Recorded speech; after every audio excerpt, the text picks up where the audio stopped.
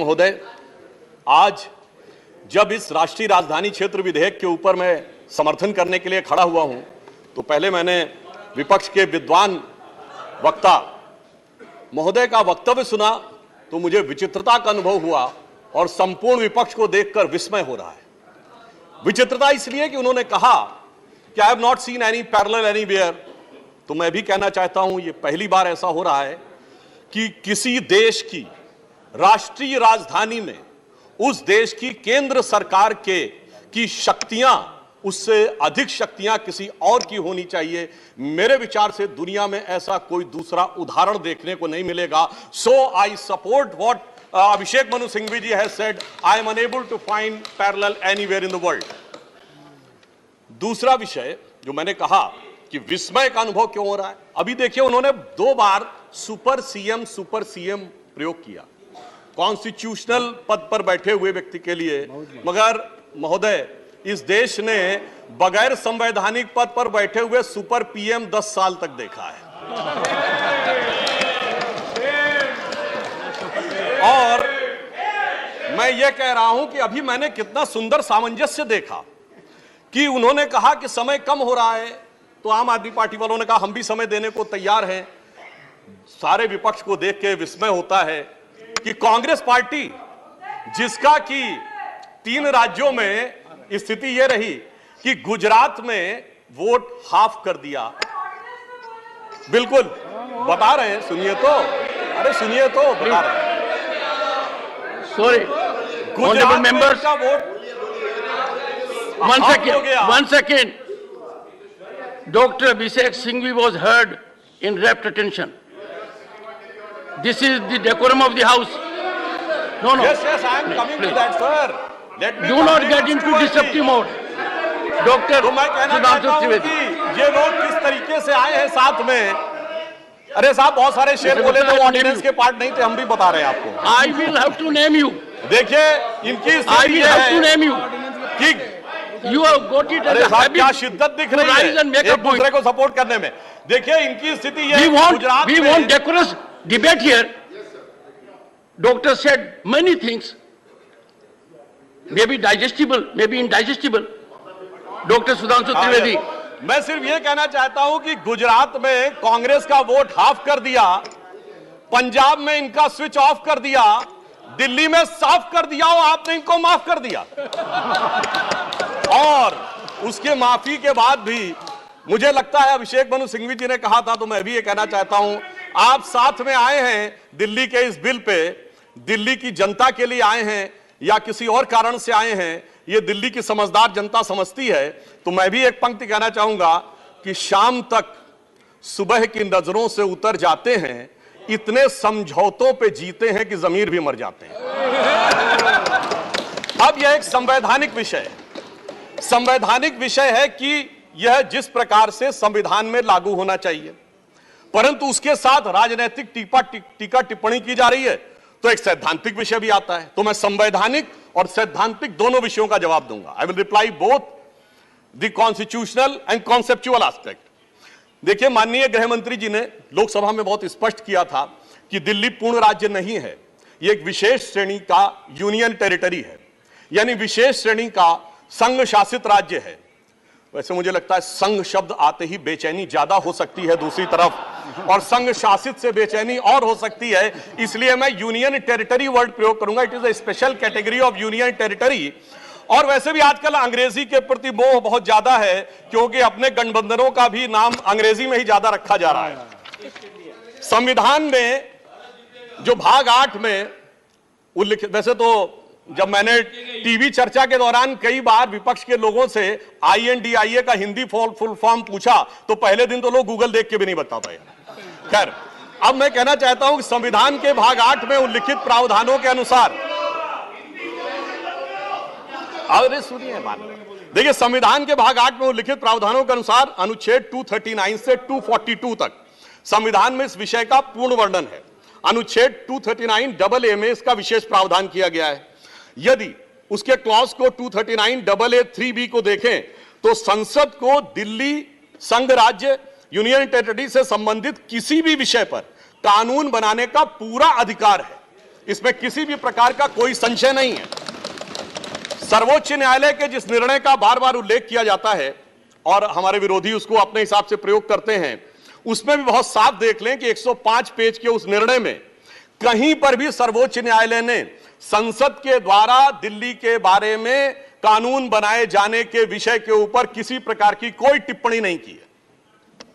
इसके बाद भी न्यायालय के आदेश में पैरा 161 और 162 को कई बार उल्लेख किया जाता है, परंतु यदि पूरे संदर्भ में देखें तो पैरा 86, 95 और पैरा 164F को पढ़ें तो वहां पर संसद के द्वारा दिल्ली के संदर्भ में किसी भी विषय के ऊपर कानून बनाने की शक्तियों का विधिवत अनुमोदन है, कहीं पर निगेशन नहीं है। और स्पष्टता के साथ इसकी आवश्यकता क्यों थी?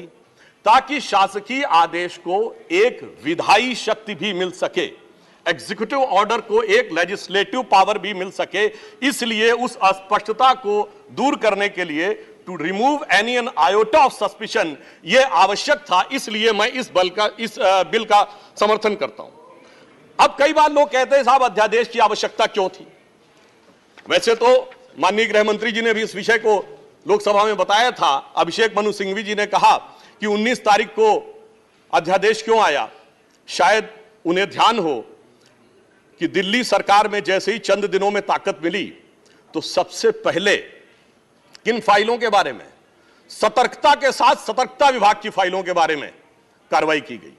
मीडिया में प्राप्त समाचारों के अनुसार सतर्कता सचिव ने यह रिपोर्ट किया कि रात 9 बजे मंत्री के द्वारा उनको कॉल किया गया, सुबह 3 बजे तक वह कार्रवाई चलती रही, 76 से अधिक फाइलें मंगाई गईं और उन्होंने उपराज्यपाल महोदय को यह आशंका भी व्यक्त की कि उसमें कई ऐसी फाइलें थीं जो कि गोपनीय थीं और उसके अनुसार उन फाइलों में किसी भी प्रकार की छेड़छाड़ भी संभव है।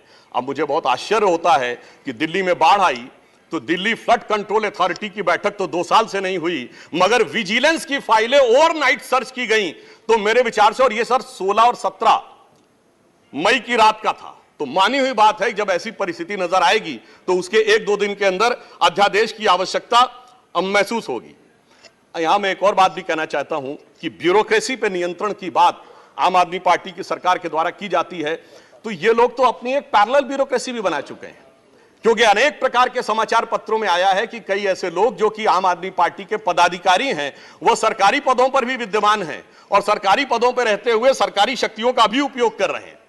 वैसे ये लोग बहुत दावा करते हैं कि उन्होंने बहुत सारी चीजें फ्री दिया, कुछ 100 रुपए दिल्ली की जनता को कुछ मामलों में फ्री मिला और अपने लोगों को कई मौकों पे, कई जगहों पे, दर्जनों से ऐसे लोग हैं जिनको लाख लाख 1.5 लाख की तनख्वाहें मिली।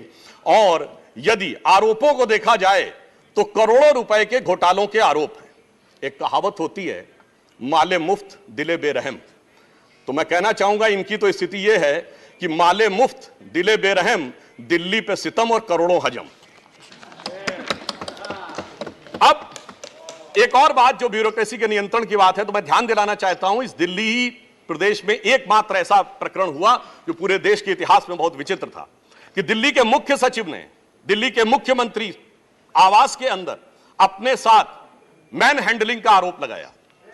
मेरे विचार से पूरे भारत के इतिहास में ऐसा कोई उदाहरण नहीं होगा कि इस प्रकार की बात, इस प्रकार का आरोप लगा हो और वह भी मुख्यमंत्री की उपस्थिति में लगा हो। यह दर्शाता है कि ब्यूरोक्रेसी को नियंत्रण करने की जो छटपटाहट है उसमें वास्तविकता में वो फितरत क्या है। और मैं एक टेक्निकल पॉइंट कहना चाहता हूं, दिल्ली का कोई स्टेट कैडर नहीं है, जैसे राज्यों का कैडर होता है तो राज्य का मुख्यमंत्री उस कैडर को नियंत्रित करता है। जो आईएएस और आईपीएस अधिकारी होते हुए यूनियन टेरिटरी कैडर में आते हैं, जब वो सारे राज्यों में, सारी केंद्र शासित राज्यों में उनका स्थानांतरण हो सकता है, तो मैं आपके माध्यम से विपक्ष से पूछना चाहता हूं कि यदि दिल्ली के एक अधिकारी का ट्रांसफर गोवा होना है और दिल्ली के सीएम की उस पर एब्सोल्यूट अथॉरिटी होगी तो यह कैसे संभव हो सकता है? इसलिए यह आवश्यक है कि इस विषय के ऊपर केंद्र सरकार की शक्तियां परिभाषित हो।